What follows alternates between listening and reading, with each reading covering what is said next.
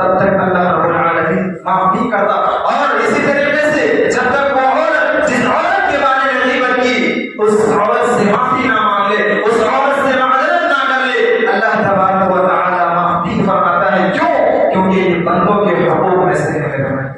गीबत की बहुत बड़ी मजम्मत, बहुत बड़ी वईद है।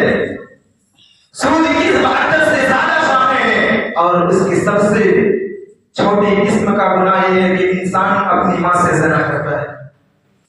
लेकिन गीबत की ये मजम्मत है, गीबत इससे बेहतर है, इससे खतरनाक और इससे मुहले और इससे बड़ा गुनाह है। अगर कोई इंसान गीबत करता है तो सूद से ज्यादा और सूद से खतरनाक गुनाह का इर्तिकाब करता है।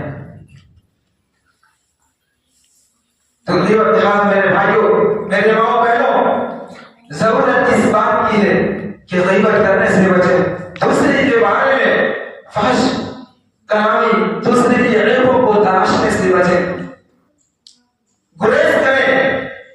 आप जिस तरीके से अपने वाले में भाई का गोश्त खाना गवारा नहीं करेंगे, इसी चीज को अल्लाह रब्बुल आलमीन ने इस तरीके से मिसाल क्यों दिया?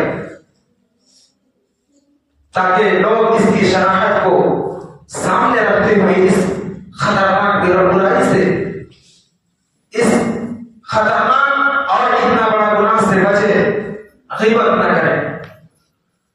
मेरे भाइयों, जो लोग गीबत करते हैं, जो औरत गीबत करती है, वो दुनिया और आखिरत दोनों जहां में उसके लिए नाकामी वाला